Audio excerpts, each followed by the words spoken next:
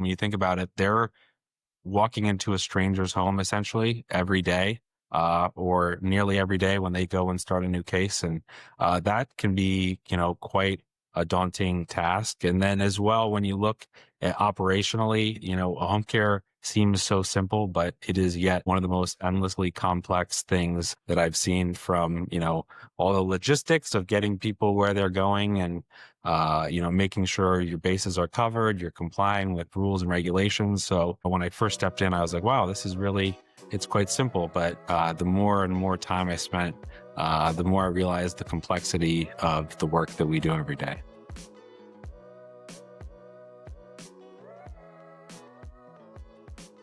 Welcome back to the Home Care Strategy Lab. I'm your host, Miriam Allred. Today in the lab, I'm joined by Spencer Roth, the Chief of Staff at Cypress Home Care Solutions and also the co-founder at SmartAutomations.Care. Spencer, welcome to the show. Awesome. Thanks, Miriam. Excited to be here and talk to you today. Likewise, you were on a webinar yesterday. I am guessing this is your first podcast, is it? Luckily, I work with a guy who's in the podcast realm, so I got to guest appear for a short one, but this is definitely my first lengthy podcast feature that I've gotten to do.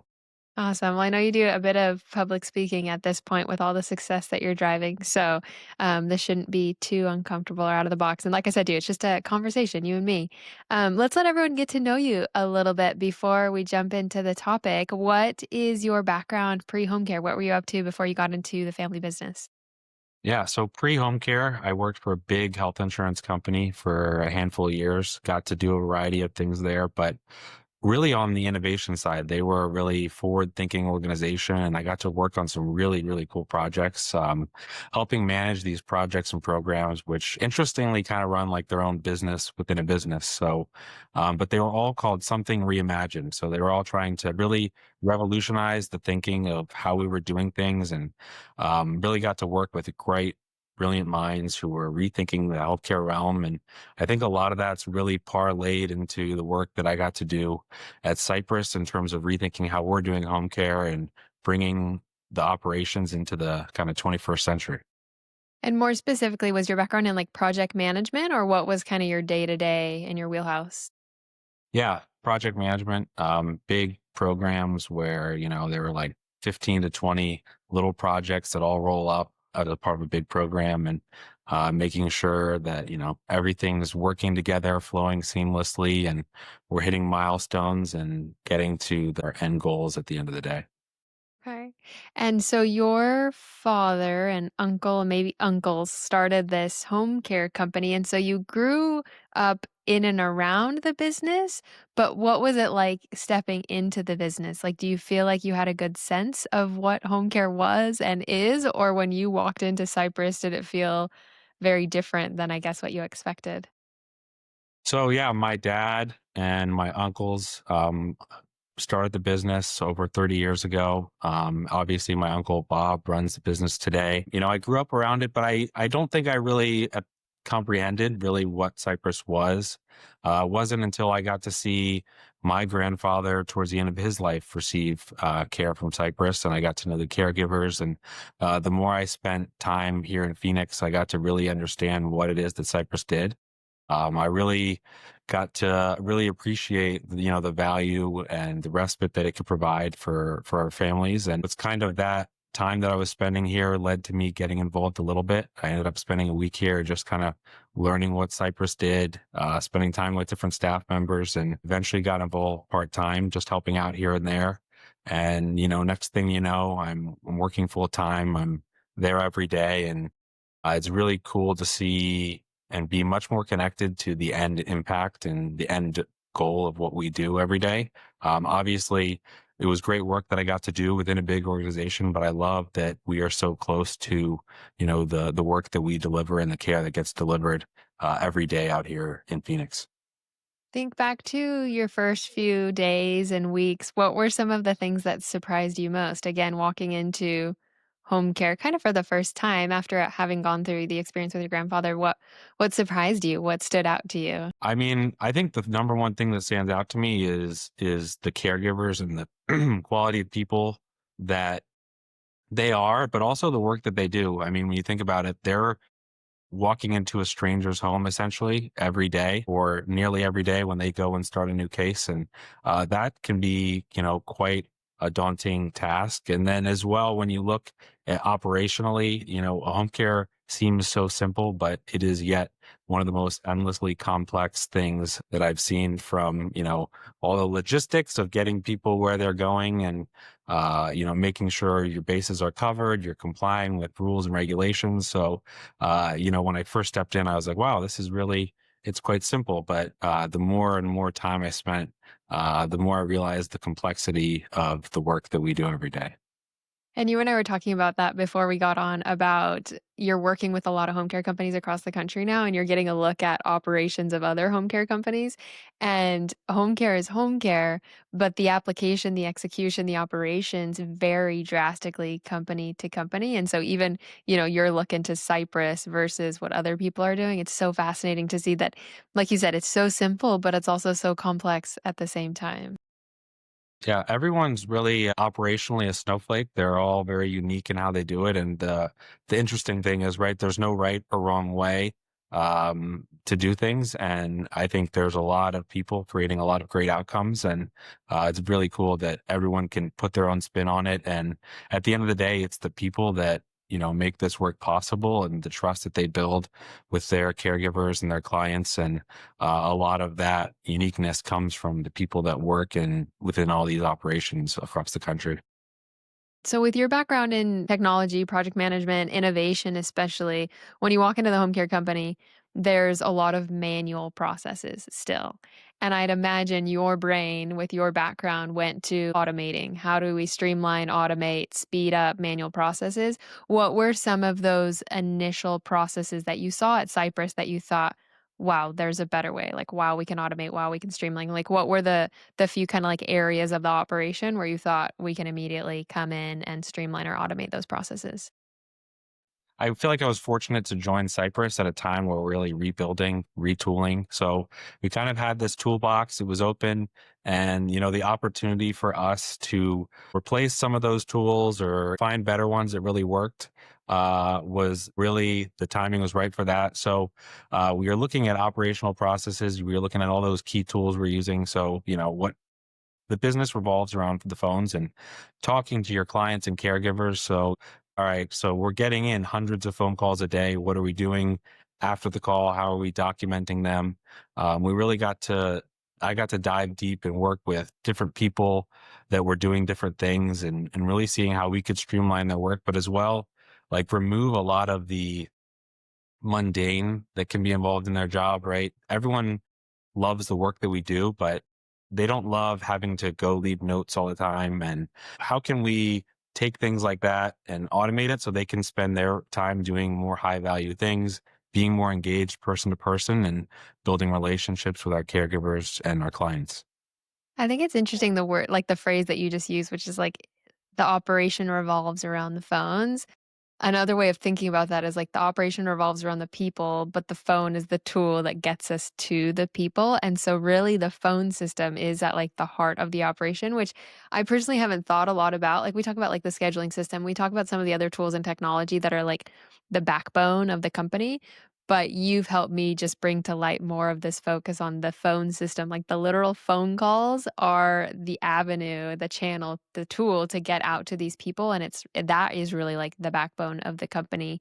Um, talk talk to me a little bit about something you shared with me that's super interesting as you're working with more companies, is that the volume of calls doesn't directly correlate to the size of the business. Like you, again, like no Cypress and your footprint, but as you work with more companies, there's not actually this like direct correlation. Explain what you're seeing there and why that's interesting to you. So let's say you have two agencies for round numbers. They're each doing 5,000 hours of care on a weekly basis. But what makes up those 5,000 could be vastly different, right? If one is predominantly 24/7, where the other may be a lot of 4 or 6 hour shifts, the amount of calls that happen around a 4 or 6 hour shift client is significantly higher than those of a 24/7 case, or maybe those with a lot of 12-hour shifts. Those tend to be a lot more stable You probably tend to have a few less call offs due to being able to provide more hours. And, when you look at the shorter shifts, they're more likely to want to maybe move to a different day of the week or they have caregivers calling off. So the amount of calls that it takes to really maintain those shorter shifts is significantly higher than it is longer. So you can have two agencies producing the same volume of care, but it takes a little more work and orchestration to really manage those shifts that are a little bit shorter than others. Mm. And we'll get into obviously your technology and what you're doing to give more transparency into these calls because I think some people listening to this and we'll talk about phone systems and what's possible and what's not, but I think just transparency into all of these calls that are taking place there's like a lot of value in bucketing them, organizing them, having reporting and data on the calls because my next question to you is like which of all these calls that come into the office, which calls warrant the most time and energy and resources. There's a lot of volume, but which calls take up the most time and energy of the office team? In terms of focus, the interesting part is, right, you never know who's calling in on the other line. Obviously, we have caller ID and all that, so you have an idea. But if that's an unknown number, it could be a caregiver calling from a different phone number. It could be an intake call. So you really have to be able to answer every phone call in that same way, providing that same great level of, customer service, because at the end of the day, that is what really keeps you allowing to retain great caregivers and then as well clients.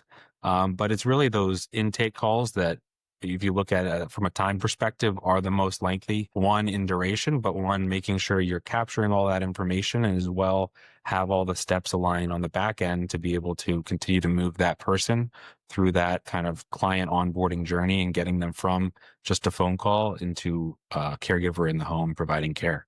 Mm.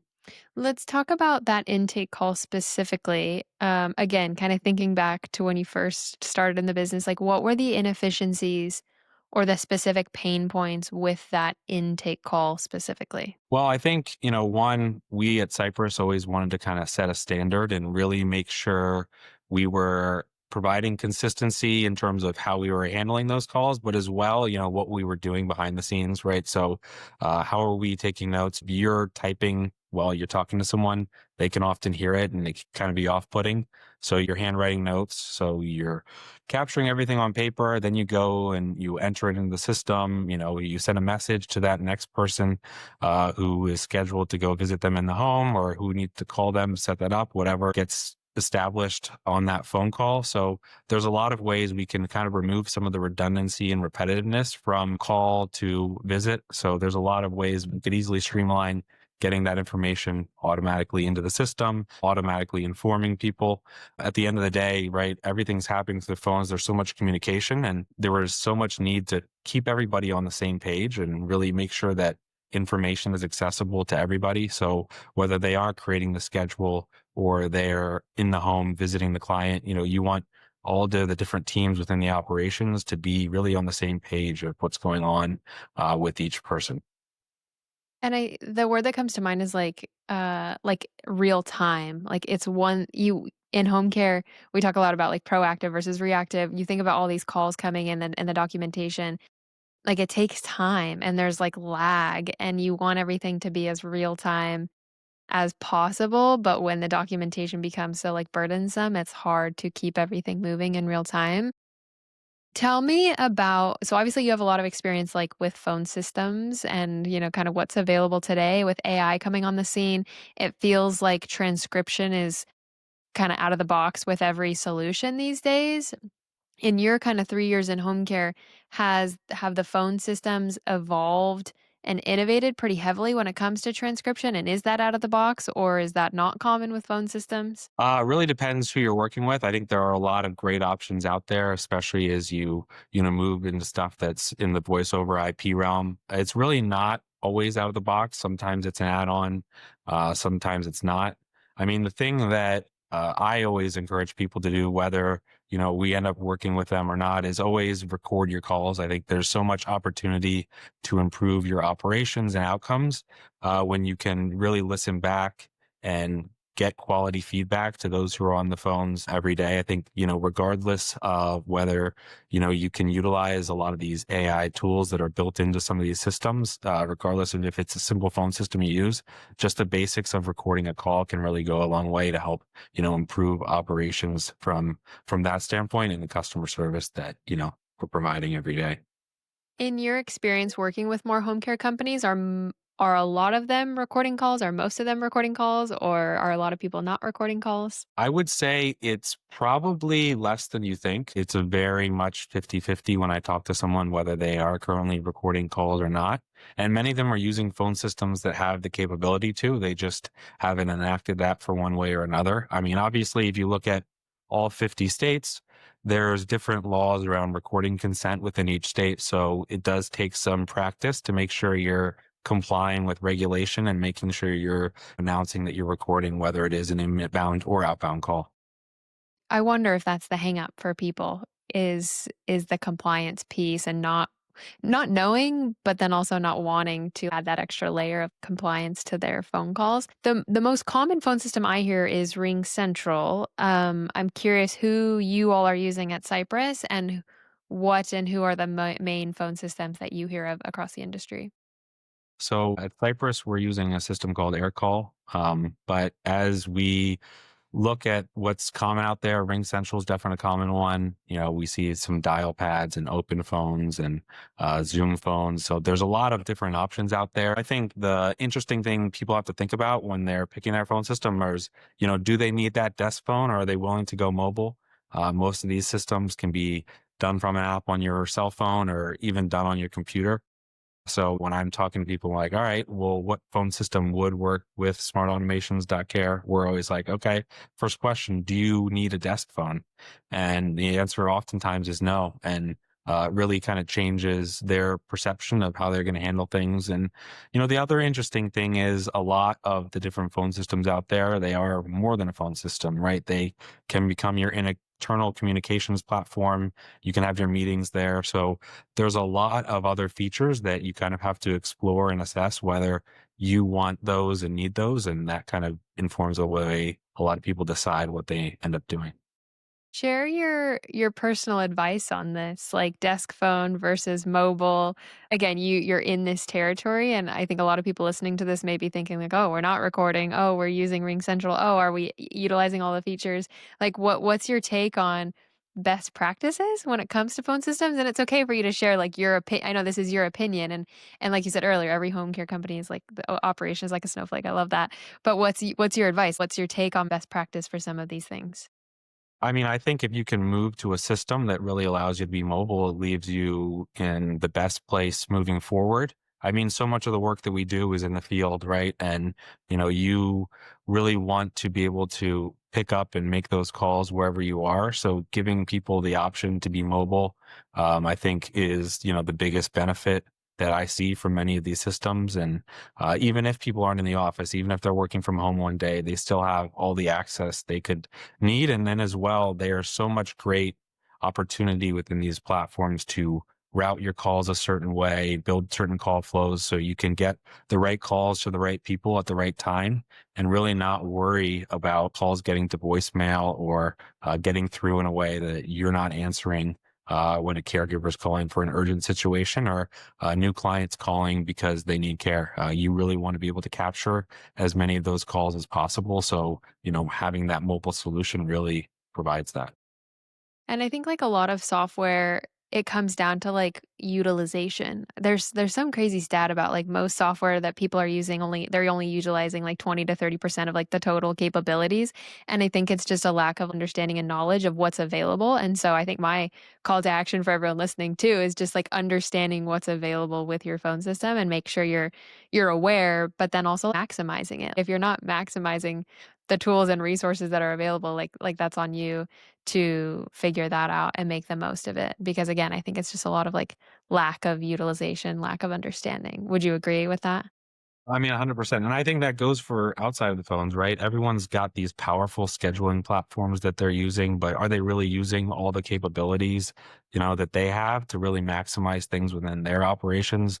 I mean, I think it kind of goes hand in hand with every tool that people kind of put in their toolbox for their business. And all these systems provide trainings and opportunities to learn and maximize. So how can you utilize all this stuff at your fingertips to really maximize it? Because you're already paying for it. So, why not get the most efficiencies that you can out of everything? And it's such an easy trap to fall into, like, we're just doing things the way they've always been done, and I've been thinking a lot about that. A lot of the guests that I've had on the show lately and people that I'm following in the industry, a lot of people are talking about, like, reinventing themselves, and I think part of it is this, like, retooling, like, looking deeper into your systems, into your technology, and breaking it down in from, like, an unfiltered, like, lens in that, "Okay, we've been doing things this way for so long. Let's shake it up. Let's dive deeper. Let's figure out how we can be more efficient. Let's think about what our software utilization is. Are we maximizing the tools that we have? Can we scrap some of the tools? Should we bring in new tools?" Like, I think part of, like, reinventing your home care company is looking deeper at the processes and the systems and breaking down processes that you chalk up to, "This is just the way things have always been done."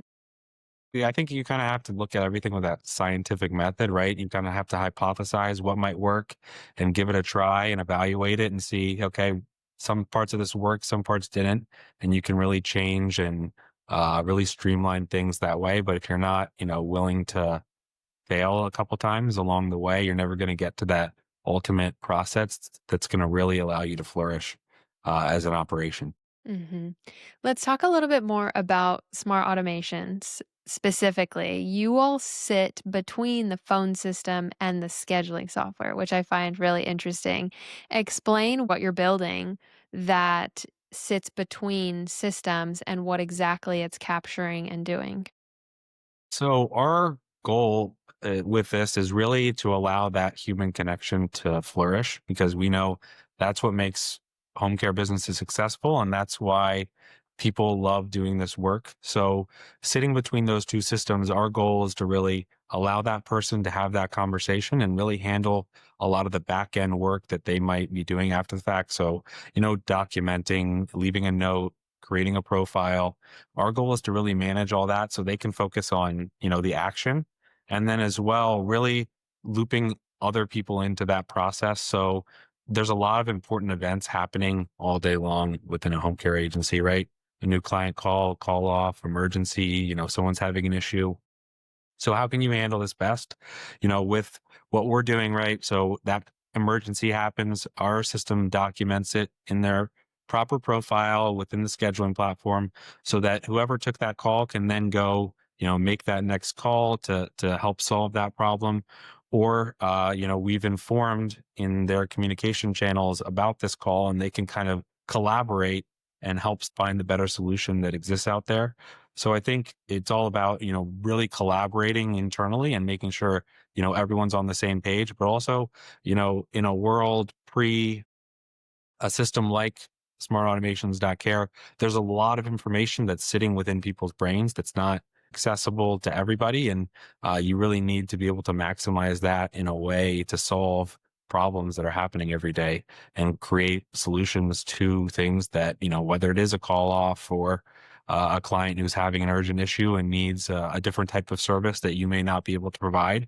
It's really want to bring everyone to together cohesively and allow it really to be teamwork that makes a home care operation thrive. That was a great specific use case that you all are trying to solve. I think simpler than that too is just the quality of these calls. It's so important for the human to answer, but then also to be invested in the caller, invested in the conversation. And like you talked about earlier, when they're multitasking, when they're typing or writing and talking and processing all at the same time, the quality of that call goes down. And this is a human to human business. We all talk to people on the phone regularly from a professional standpoint, with a bank or a grocery store or a therapist. It's like you can tell when someone's listening and paying attention and cares through a phone call, and you also know when that's not happening, and so just the quality of that call is so important, and with AI, we see people trying to automate that, trying to remove the human from the intake, remove the human from the screening of the caregivers, like, we've gotta be so careful with that, that's what I worry about is people coming in not what you're doing, but what other people are coming in to do to try and pull the human out of that to save time. But what you're doing is, yeah, removing the documentation layer so that they can focus on the conversation, on the quality of that call. I think that's something that we haven't even how can you it's not that's not even measurable really with what we're doing. We could talk about all the time it's saving people from, entering all this information, but it's really I think quality of care rises when everyone's informed and engaged in conversation, and really talking to that person on the other end, like you said, and really listening. And everyone that works at Cypress and works for many of these agencies, they're there because they have heart, and it really can shine across when they're really engaged on the phones. Talk about the quantitative side, like the reports and the dashboards and the metrics, because I mentioned it earlier. I think there's just a lack of transparency into calls as a whole into the office. How much time is said care coordinator spending on the phone, and is it 50% with caregivers, 50% with clients? Like, I think agencies just have no sense of the call volume, let alone what all of those calls entail and how much time they're taking, and who are the time sucks, for a lot of lack of better terms, who are the clients, the families, the caregivers that are calling in regularly, that are wasting a lot of time. You said it a minute ago, like, a lot of this lives in their brain, but to actually see all of that, like, in a dashboard is really useful. So talk about some of the metrics and the reporting that you all are focused on. I think first off, just putting numbers to things, right? So, how many calls are coming from caregivers versus clients versus our referral sources? And what are those calls about? Really trying to dig deep. I could tell you a story about an agency that we work with, and 20% of their calls were related to clocking in and clocking out, which when you're having 3,000 calls a month, that's 600 calls. If you look at that on a daily basis, that's a lot of time that's spent clocking people in and out, right? And not all of those are like the same people calling in every day, but there's definitely a few that were. And when you start to look at that, okay, so what can we do now that we know this type of information? Well, we can figure out who those folks are who are struggling, and we can retrain, help them to understand how to use the mobile application, or figure out what problems there are that are stopping them from being able to use successfully. But then as well, it'll help on the EVV front. There's a lot of downstream impacts that we can find that will benefit people. And then maybe they're changing how they're training caregivers on how to use that app. So there's a lot of differences you can make when you start to look at the data from a numbers perspective. And then when you talk about looking at who those callers are and why are they calling in all the time, I like to look at a chart we put together on call frequency and time that's happening on, whatever sort of day duration time frame you want, and you can start to see trends. And I think it's a great opportunity to get ahead and be proactive, right? If you're have a client that's called 20 times in one week, like, why are they calling so much, and what can we get ahead of that? Maybe they're about to churn and move to another agency. But it's very much the same on the caregiver front. um, you have to provide customer service to them as well, right? They are an employee, but they could easily go find a job with another agency as well. So you really want to create those touch points with them where you can, because they're not coming into the office every day, right? They are out in the field, out in someone's home. So oftentimes the phones are where you're going to meet them or talk to them most. One of the things that we're also doing is keeping track of, hey, when's the first time we spoke to someone? When's the last time you spoke to someone? Gives our staff a great opportunity to say, okay, what caregivers haven't I spoken to in a while? What clients might need a touch point? Great opportunity to just keep Cypress at the front of their minds, and talking to all the folks who we should be talking to on a regular basis, and seeing how we can help improve care and improve outcomes for them every day. So many great insights. I think everything you just shared is like indicative and reflected in growth. I'm just having this mental image of like everything that comes in through the phones is indicative of what's working well and what's not. Like you said, EVV was a perfect example. 20% of calls are EVV. For another company, 20% of the calls could be about payroll, could be about billing, could be about all sorts of things. And so it's just so indicative of the health of the business. Like, what are people calling in about that they don't understand? What are the issues that we're not resolving offline, off the phones to warrant the calls coming in?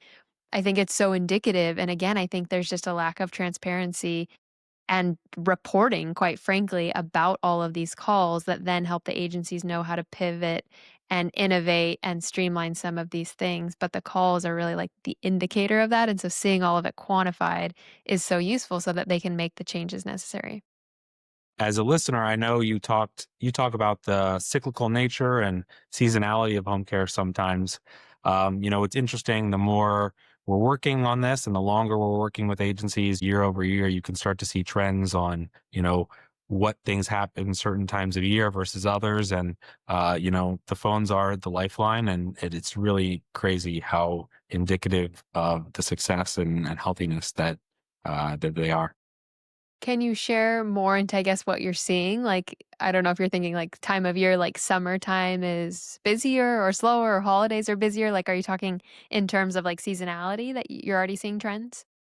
Well, I think a lot of that also has to do with location, right? So if you are in locations like Phoenix, winter is definitely a little busier than summer. I don't know how much time you've spent here, but not too many people are coming here for vacation in the summer, let alone want to spend a lot of time here. So I think it's just giving people a little bit more insight that, a lot of that kind of stuff might have been intuitive already, but, to put numbers behind it really starts to solidify things for people, and they can make a lot of data driven decisions that can help their business at the end of the day.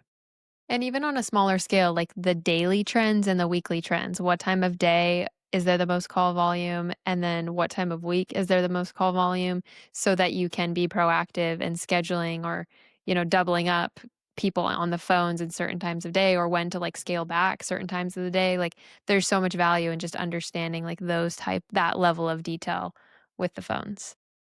Yeah, we have a heat map we're generating for folks, and really being able to look at it week over week. 2 weeks might not be the same, but generally, as you span across time, there's so many interesting trends that you could identify within your own operation, right? That generally speaking, Monday morning might be the busiest, but as well, Friday afternoon as well. So there's a lot of interesting data points to take away to make sure that you have the people available to capture and answer every call that comes in.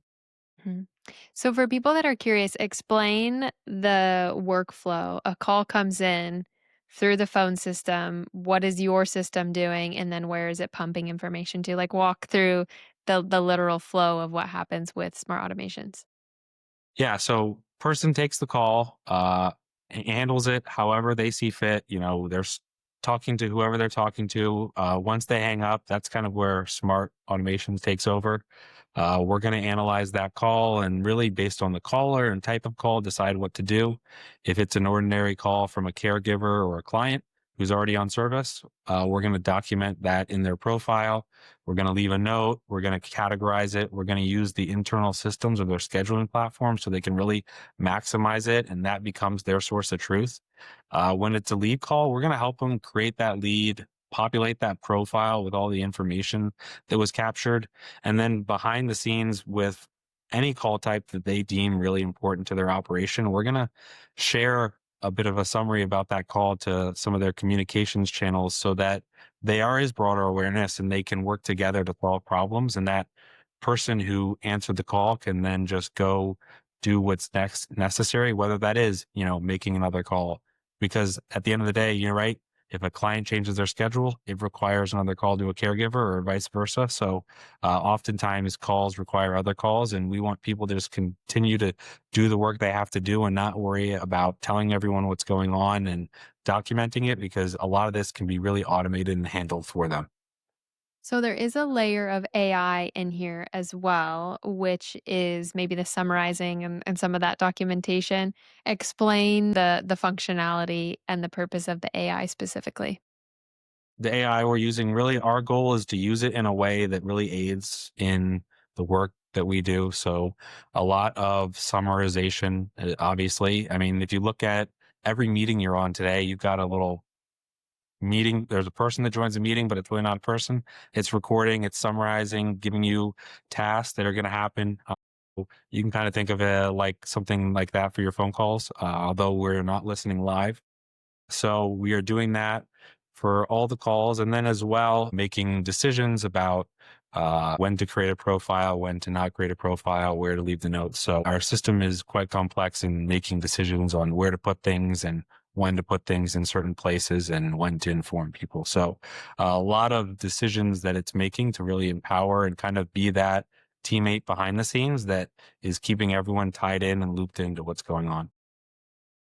One technical question coming from my technology background, I might be putting you on the spot with this, but when I think about like call summaries and documentation, the quality of the AI has improved significantly over the last 6 months, over the last year. Like it's just exponential, the quality improvement. I'm curious what kind of checks and balances you have in place with what you've built that ensure quality. Like that's kind of the concern I think on everyone's mind is like, how do we ensure the quality of the AI is as good as we need it to be, especially when we're dealing with humans and complex conditions and very personalized needs? How do we ensure that the quality is there? So, can you speak to, again, how you've built the technology, how you've trained or built the AI to ensure quality? One, quality is top of mind. For I could tell you when we started building this, read I read every call summary we generated for months upon months, and even would read through transcripts to really see. Our goal is to really give you enough information to understand the context of the call without like giving you a few paragraphs about it, right? You don't need to know everything, but you need to know the important details. So really under having that context of home care allowed us to really decide what information it is that needs to be pulled out, needs to be summarized. And we're very cognizant that, this technology is continuing to improve, but how we utilize the improvements that are happening over time, we're very cautious about how we kind of roll those out. We don't want to, do something that's going to set people back or put information in their system that they don't want to be there. We are very cognizant that there can be, very sensitive information talked about as well. So we take, security and how we're handling things very seriously. And the human is always involved, even when this information gets pumped into say the scheduling software. I think your advice and my advice would be the human is still reviewing, revising, approving things. We're not to the point where we're hands off. The AI is like working 100% in the background. The human is still involved at every step of the process just to ensure that that quality, that like final quality check is always done by a human. 100%. That human's going to be able to verify what information is good, what information is bad, what information they want, what information they don't want. And we are always making sure that people are reviewing and double checking, not every call, but, when you create a lead and you're putting all this information in, there's always going to be something from that call that they might have been able to infer that, our system might not have been able to. So there's always a element of the human being able to add that little touch that makes a difference. That, if it's a different person who goes in and visits that person in the home, that insight might make the difference between them converting and becoming a client and them opting to use another agency. And I think you shared an example with me about how impressed those answering the calls are with the technology in that it captures things that they wouldn't have written down. Again, when someone's taking notes of a call, they're writing down what's important in their mind, but the AI is like almost a little more unbiased in that it's going to write down everything. And so I feel like there was like maybe a baseball example or something that you shared with me of something that the AI caught that the human wouldn't have written down and then it meant a lot to the client. Am I recalling that right? Yeah, you 100%. So, we haven't talked much about what we're doing in the home, but, we are giving the opportunity for folks to capture that first in-home visit, assessment, evaluation, whatever term you use. And in capturing that, really allowing the person who's sitting across the table from that senior and their older adult child to really be engaged in conversation. And in doing so, not writing notes, right? When you're writing notes, you want to capture everything on the care front, but not all those tidbits about who they are as a person and, their likes, their dislikes, their habits, routines. So when, we're able to capture that conversation for folks, we're able to capture all those things that, are important to have, but they're kind of back of mind in some ways. You're allowing that person to really focus on talking about the services they can provide because, at the end of the day, we don't know how many other agencies were in there before or will be in there after. But in the example you referenced, yes, one of our customers had, they record the interaction and it inputs all the information into that client profile after the visit. One of the cool things we are doing is using that conversation to really create an entire care plan that's ready to be reviewed before care begins. But in terms of the person's likes and dislikes, they said they loved watching NASCAR and the Chicago Cubs. And I got a message that said, "Hey, I don't remember any reference to the Chicago Cubs." So we went to the transcript and looked back, and what do you know? They really talked about spending their summer afternoons watching baseball. So it's great information to have that can really only bolster and improve those services that they're providing. And it's great information for a caregiver going in to be able to talk about things and be able to relate to that client in a way that, they might not have been able to otherwise. This is perfect. I was getting ahead of us, but this is what I want to talk about. So we talked about the calls and what's possible with SmartAutomations.Care with the calls, but now you're saying you're taking that application to the home. Explain exactly how that's possible. What is the method in which those conversations in the home are being recorded and documented? So the phone is everyone's carrying one, right? It's a powerful tool. So we have a couple ways people can do it, all via their cell phone. But obviously, we talked a little bit earlier about consent and recordings, and I think there's a great ways you can ask. And everyone's being recorded everywhere these days, right? Whether you're at your doctor or you got your other in-home devices that are probably listening. So people are starting to soften up to being recorded, especially when you can frame it in a way that you want to make sure you don't want to miss anything. We have a couple options of ways to do it. So people can use their phone and capture that interaction so that they can really be engaged with the person on the other side of the table and build that rapport and relationship with them, because it is a lot to digest in an hour or hour and a half, however long they're sitting there. And, that not to mention all the work that happens after the fact when they leave to be able to document and build a care plan. It's a massive time savings when it becomes more about review than active data entry. Mm. So one method in which it can be recorded is just like a recording on your phone, like a voice memo, like literally just an audio recording. I think there are a couple of other methods in which it can be recorded as well. Explain what those are. Yes, you can definitely record it just like you would record any sort of audio. And then we have a method that allows you to essentially set up in our system who you're going to be visiting, why you're visiting them, because we can record different types of visits, whether it is that first assessment or it is a supervisory visit.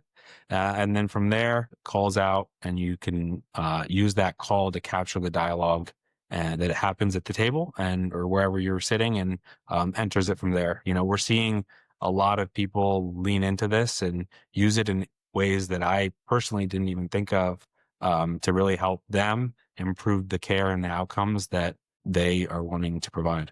Hmm. I see so much value in this. Thinking back to my care switch days, like a lot of people wanted this exact solution. But it's a little bit of a step change for the business. The person, the clinician, the care coordinator, whoever's in the home doing the assessment, they're used to taking notes. Like it's like we're helping them unlearn the like take notes, write everything down. But no, set the phone on the table, hit record, and then be all in on the conversation, be totally invested in the people that you're having the conversation with. And again, it's a like a process step change, but the value is incredible because you're right, it's just distracting when someone's taking notes and checking boxes and just feels like you're kind of another like item on their to-do list today. It's a totally different experience when they're sitting there looking you in the eye, invested in your well-being and want to do right by you. Like it's night and day experience. I mean, kind of when you start to look at, where home care is going, right? There's a lot of holistic things people are doing to create a kind of wraparound services outside of just, that caregiver going into the home, whenever they need that care. So I think this is kind of one of the ways we can really capture some of that information that allows us to really bolster those other services that many home care providers out there are providing to clients on a day-to-day basis. Explain more. What exactly are you referring to? What other wraparound services are you considering or see this like getting bucketed into? Well, I think when talking about kind of wraparound services, I know there's a lot of unique care models people are choosing to implement, other sorts of devices and things like that that they're putting in the home. So when you kind of sit back and think about it, they're focused on getting that information about the actual care, but we can kind of help capture some of those details that may help them inform about some of the other things they can provide that, might be needed. And then as well, they can kind of go take a look and really analyze and see how that interaction went and, explore ways they might be able to improve upon it and really streamline, future interactions like that. So, as much as it is about capturing it, it's also really, I think, provides a tool for people to improve and grow their business from that perspective by providing better quality interactions. I like that. Yeah, bringing awareness to things that like aren't on the assessment checkbox. It's like there's a lot of other things that get discussed in the home, but if we're so focused on what needs to be covered, we're less focused on all these additional comments and ideas and needs that are being talked about. But I think what I'm hearing that you're saying is like there's so much information that can be gathered in the home. And rather than being so focused on, again, checking the box, it's like, let's also bring awareness and transparency into all these other things that are discussed so that we can consider other wraparound services, other opportunities to meet the needs of this client that we hadn't otherwise considered. The other huge value add that I see in recording and documenting these calls in the home, you were hitting on this before, is the next to real time documentation that flows after this call. I've heard firsthand from agencies where it takes 2, 3, 4 hours, sometimes more, sometimes 12 hours to get this information documented in the system for then the scheduler and the rest of the team to execute their pieces on. This is, like, real time. Leave the home like, yeah, will you explain when they leave the home, what are the next steps that follow to get all this documentation into the scheduling software? Yeah, so our system then, once they leave, we're processing, doing all the things we need to do, pulling out information, making decisions, entering information. And then, as kind of with the call side, we're, creating those pathways to inform so that, that person leaves, they're in the car, they're driving somewhere else, maybe they're going to another assessment. They don't have to think too much about it. The person who's then going to go set up the schedule has the information they need to really get that ball rolling. Obviously, you gonna have that person who did that visit go review everything. But it's all in there and it's ready to be reviewed by the time they're kind of at their next destination. Yeah, incredible. Like, so much value right there. You have a lot of companies at this point, offices working with this technology. What are some of the outcomes that you're already seeing in your own business and other businesses? Like, again, there's a lot of value here, and it's just a matter of, like, utilization. What outcomes are you already seeing? I mean, we could talk about the numbers in terms of time savings. Every 1,000 calls, it saves at least 50 hours of a person doing entering all this information. And then in the home, we're seeing about a half hour for every visit. But downstream, we're seeing higher conversion rates. For some agencies, it's as high as 14% that it's gone up. And then as well, they're able to answer more of those inbound calls that are happening and not get by them to voicemail or whatever they have set up in their process. But I think it's a lot of the, things that we can't really calculate that are we're really seeing. And that's the one, everyone is really so much more on the same page because information is so much more accessible and is being read by different people throughout the day. And then two, I think the quality of care is just rising because of that, because everyone is on the same page on what's needed. Just the quality of care and touch points that they're having with these clients and their families, and then as well as caregivers, is really just growing. And I'm not sure really how we can measure that. Maybe that's client satisfaction or some other metric that we haven't quite looked into yet. But I think those are the kinds of things that we're really seeing that we're really most excited about, outside of just, the time we're giving back to people to provide higher level, higher quality things that they have that fill up their day. The less direct one that comes to mind for me, not to like put words in your mouth, but I think that you're already seeing is office staff satisfaction. It throws a huge wrench in an operation when someone in the office leaves. And these people that work in the office, they don't wanna be doing documentation all day. Yes, that's part of the job, that's what they signed up for, but if you pull off of their plate a lot of this documentation, their job satisfaction is going way up. They like to talk to people. They don't mind being on the phones, they don't mind being out in the homes, but it's the documentation piece that they hate. You talk to nurses, they didn't become a nurse to do documentation. Like, that's a real thing happening in healthcare and in home care is, like, these nurses, they're tired of documentation. They didn't sign up for that piece of it, but that takes so much time. And so I guess the value that I really see is like, again, office staff satisfaction, maybe a little bit harder to quantify, but giving them time back, giving them energy back, helping them do more of what they like and less of what they don't like. I totally agree. I mean, I think you brought up an interesting point on, turnover, which, it's inevitable.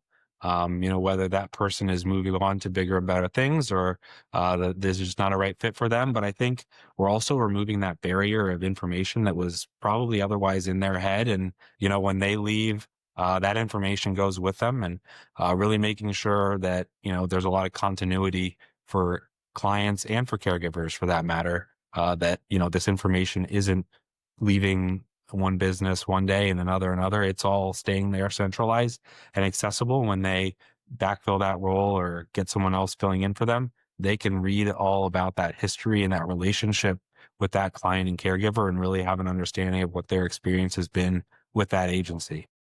Absolutely. And I agree 100%. It's 2025. Technology's at a place where be that shouldn't throw the wrench in the operations of a home care company, but I hear it all of the time. So and so left, and we're scrambling. Or, doubling up and it's like chaos, like somebody leaves, every person in the office is essentially so critical and they have so much information stored in their brains that when they leave, it turns into chaos and then it puts the burden on everybody else in the office and then talk about satisfaction, could drop pretty quickly. So there's just a lot of those nuances that you need to be aware of and that AI and documentation and modern phone systems tooling can really help with.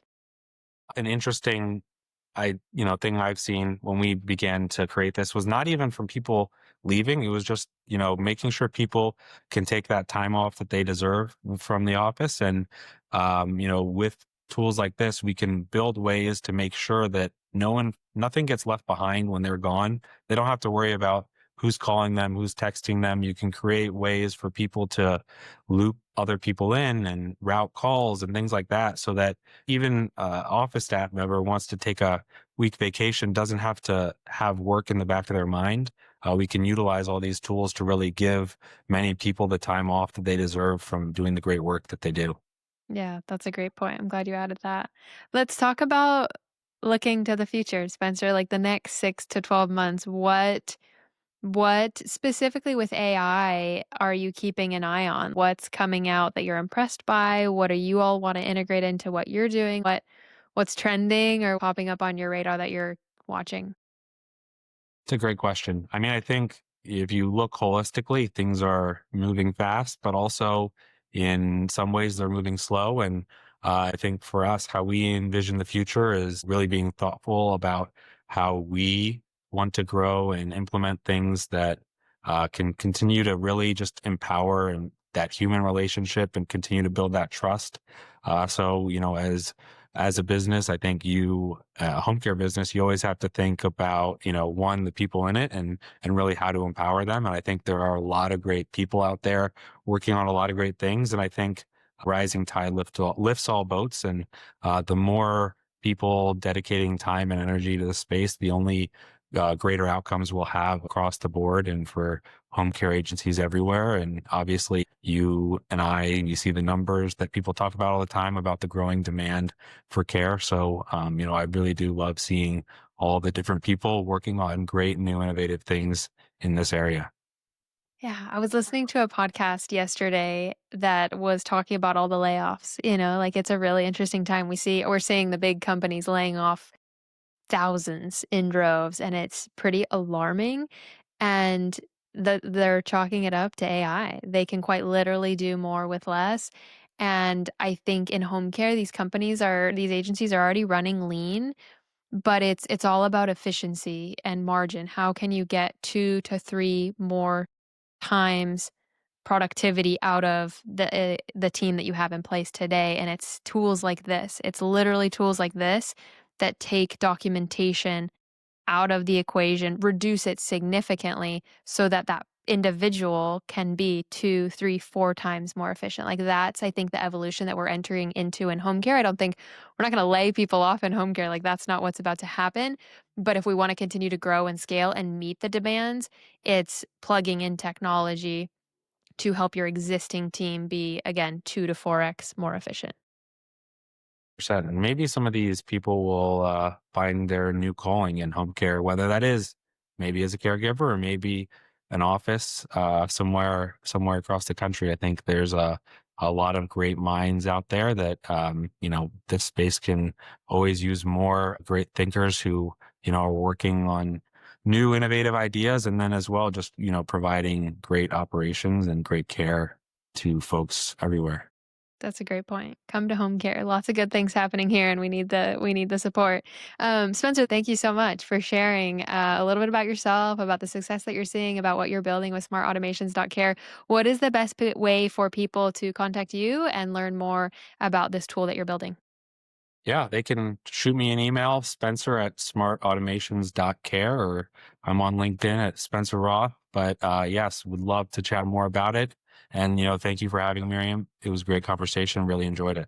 Yeah, likewise. Thank you so much. I'm genuinely excited about what you guys are building and what you're up to and the success that you're seeing. Again, I think it's great. There's a lot of value in helping people more efficient in the office and taking away the manual burden, and that's what you all are doing.